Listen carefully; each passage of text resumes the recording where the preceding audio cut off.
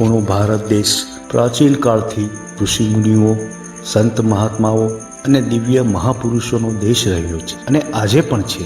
આજે આપણે એક એવા મહાઅવતારી દિવ્ય મહાત્માની વાત કરવાના છે. આ દિવ્ય મહાત્મા વિશે એવું કહેવામાં આવે છે કે તેઓ લગભગ હજારો વર્ષોથી હિમાલયના દુર્ગમ પહાડોમાં પોતાના સશરીરે આજે પણ હયાતી ધરાવે છે અને આજે પણ તેઓ હિમાલયની ગિરિકંદરાઓમાં નિવાસ કરે છે. ગુજરાતના ઘણા લોકો કદાચ આ મહાઅવતાર બાબાથી પરિચિત નહીં હોય. જ્યારે મેં પરમહંસ યોગાનંદનું પુસ્તક યોગી કથામૃત વાંચ્યું ત્યારે આ વિડીયો બનાવવાનો મને વિચાર આવ્યો અને આ વિડીયો આપની સમક્ષ પ્રસ્તુત છે. શું કોઈ મનુષ્ય હજારો વર્ષ સુધી પોતાનો ભૌતિક દેહ ટકાવીને જીવિત રહી શકે ખરો? આ સવાલ આપણને આજે ખૂબ જ હેરતમાં મૂકે છે. પરંતુ આ નવાઈની વાત નથી. ભારતના પ્રાચીન ધર્મશાસ્ત્રો અને ધર્મગ્રંથોનો અભ્યાસ કરતાં સ્પષ્ટ જ્ઞાત થાય છે કે આવા અનેક મહાપુરુષોના અનેક ઉદાહરણો તેમાં ભરેલા પડ્યા છે અને અનેક સંત મહાત્માઓ, યોગ સાધકો અને ભક્તોએ આવા અવતારી દિવ્ય મહાત્માઓનો પ્રત્યક્ષ અનુભવ પણ કરેલો છે. મહાઅવતાર બાબાની વાત કરીએ તો આજે આ મહાઅવતારી દિવ્ય મહાત્માને લોકો મહાઅવતાર બાબાના નામથી ઓળખે છે. પરંતુ આ મહાઅવતાર બાબા હકીકતમાં કોણ છે તે આજે પણ કોઈને જ ખબર નથી.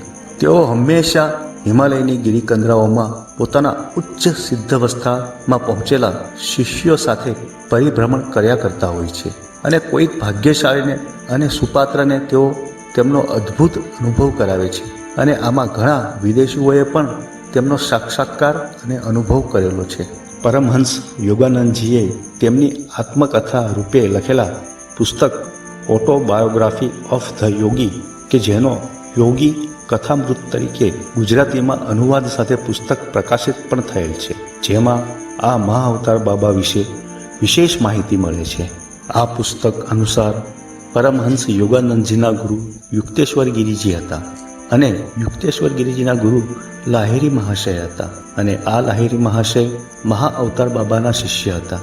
હિમાલયના ઉત્તર ભાગના વિસ્તારમાં બદ્રીનારાયણ પર્વત શિખરોની કંદરાઓમાં આજે પણ આ મહાઅવતાર બાબા સશરીરે પોતાની હયાતી ધરાવે છે અને અંત્યત એકાંતવાસી એવા આ મહાગુરુ મહાઅવતાર બાબાએ પોતાનો ભૌતિક શરીર શતાબ્દીઓથી અને કદાચ હજારો વર્ષોથી ધારણ કરી રાખ્યું છે. હિન્દુ ધર્મશાસ્ત્રો મુજબ અવતારનો અર્થ એવો થાય છે કે પરમાત્માનું દેહ સ્વરૂપે પૃથ્વી પર અવતરણ કરવું. પરમહંસ યોગાનંદજીના પુસ્તક અનુસાર તેમના ગુરુના ગુરુ લાહિરી મહાશયને તેમની 33 વર્ષની ઉંમરે જ્યારે તેઓ બ્રિટિશ સરકારમાં મિલિટરી ખાતામાં એકાઉન્ટન્ટ તરીકે રાણીખેત ખાતે મૂકવામાં આવ્યા હતા ત્યારે એક દિવસ તેઓ દ્રોણાગિરી શિખર પર આરોહણ કરી રહ્યા હતા. ત્યારે અચાનક કોઈએ તેમને તેમનું નામ ગંગાધર કહીને સાદ પોકારતા સાંભળ્યા. આ અવાજ એક નાના ખડક પરથી આવી રહ્યો હતો. જ્યારે તેઓ ત્યાં ગયા ત્યારે તેમણે એક ઊંચા કદના અદ્ભુત નવયુવાન મહાત્મા જોવા મળ્યા અને તેઓ એ જાણીને પણ નવાઈ પામ્યા કે આ મહાત્મા તેમનું નામ પણ જાણતા હતા. આ મહાત્મા બીજા કોઈ નહીં પણ મહાઅવતાર બાબા હતા અને આ મુલાકાતમાં મહાઅવતાર બાબાએ લાહિરી મહાશયને હિન્દીમાં પ્રેમપૂર્વક કહ્યું કે તું આખરે આવ્યો ખરો અને જણાવ્યું કે તેઓ ભૂતકાળમાં તેમના ગુરુ હતા. ત્યાર પછી મહાઅવતાર બાબા તેમને એક નાની ગુફામાં લઈ ગયા જ્યાં તેમને તેમના પૂર્વજન્મના સ્મરણનું જ્ઞાન થયું અને જણાવ્યું કે આ મહાઅવતાર બાબા જ જન્મોજન્મથી તેમના ગુરુદેવ છે. ત્યારબાદ બાબાજીએ તેમને એક અલૌકિક સુવર્ણ મહેલના દર્શન કરાવ્યા અને ક્રિયાયોગની દીક્ષા આપી તથા આત્મજ્ઞાન કરાવ્યું અને અન્ય સુપાત્રને પણ આ દીક્ષા આપવા માટેની સૂચના આપી. આ લાહિરી મહાશય તો હંમેશા મહાઅવતાર બાબા સાથે જ ત્યાં જ રહેવા માંગતા હતા, પરંતુ બાબાજીએ કહ્યું કે તારે ગૃહસ્થ જીવન ગુજારવાનું છે અને ક્રિયાયોગની સાધના વિશ્વમાં એમના દ્વારા લોકોમાં ફેલાશે તેવું બાબાજીએ કહ્યું.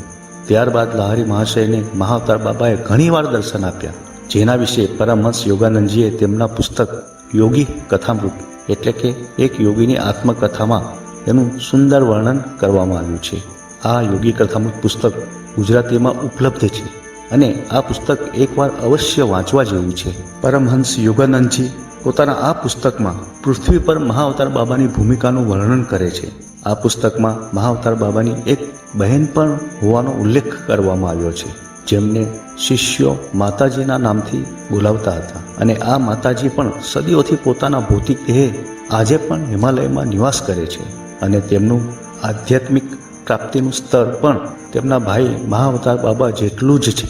અને તેઓ હિમાલયની ભૂગર્ભ ગુફામાં આધ્યાત્મિક આનંદની સ્થિતિમાં રહે છે. જો કે આ પુસ્તકમાં તેમના વિશે વધારે કહેવામાં આવ્યું નથી. ભારતના પ્રાચીન ધર્મશાસ્ત્રો અને ધર્મગ્રંથોમાં અનેક મહાપુરુષોને મૃત્યુંજય માનવામાં આવ્યા છે. મૃત્યુંજયનો અર્થ એવો થાય છે કે જેમણે મૃત્યુ પર વિજય મેળવી લીધો છે, જેમ કે હનુમાનજી, પરશુરામ, વિભીષણ, મહારિષિ વ્યાસ, કૃપાચાર્ય, અશ્વત્થામા, રાજા બલિ વગેરેને મૃત્યુંજય માનવામાં આવે છે. અને આ મૃત્યુંજય મહાપુરુષો આજે પણ લોકોને પોતાનો અનુભવ કરાવે છે અને અમુક લોકોને દિવ્ય દર્શનો પણ આપે છે. ભારતના અનેક સંત મહાત્માઓ અને તપસ્વીઓએ તેમનો અનુભવ કર્યો છે. અનેક સંત મહાત્માઓ અને યોગ સાધકોને આ મહા દિવ્ય આત્માઓનો અનુભવ થયો છે. પરમહંસ યોગાનંદની આત્મકથા ઓટોબાયોગ્રાફી ઓફ ધ યોગી એટલે કે ગુજરાતીમાં કથામૃત પુસ્તક અનુસાર મહાઅવતાર બાબાના શિષ્ય રાહડી મહારાજ જણાવતા હતા કે જ્યારે કોઈ સુપાત્ર સત્ય હૃદયે મહાઅવતાર બાબાનું સ્મરણ કરે છે ત્યારે આ મહાઅવતાર બાબા તેના ઉપર આધ્યાત્મિક જ્ઞાનની અપાર વર્ષા કરે છે. રાહડી મહાશયના જણાવ્યા અનુસાર આ મહાઅવતાર બાબાનો નવયુવાન દેહ જોતા તેમની આયુનું કોઈ અનુમાન લગાવી શકાતું નથી. તેઓ હંમેશા 20-25 વર્ષના યુવાન હોય તેવા જોવા મળે છે. તેમની ઘઉંવર્ણની સામાન્ય દેહાકૃતિ તથા તેમના સુંદર દેહમાંથી જાણે એક તેજસ્વી આભા નીકળતી હોય તેમ જણાય છે. અને તેમના દિવ્ય પ્રભાયુક્ત સુંદર કાળા નેત્રો તેજસ્વી અને કરુણામય છે. અને તેમના કેસ સુંદર, લાંબા અને તામ્રવર્ણા હોય એવા જણાય છે.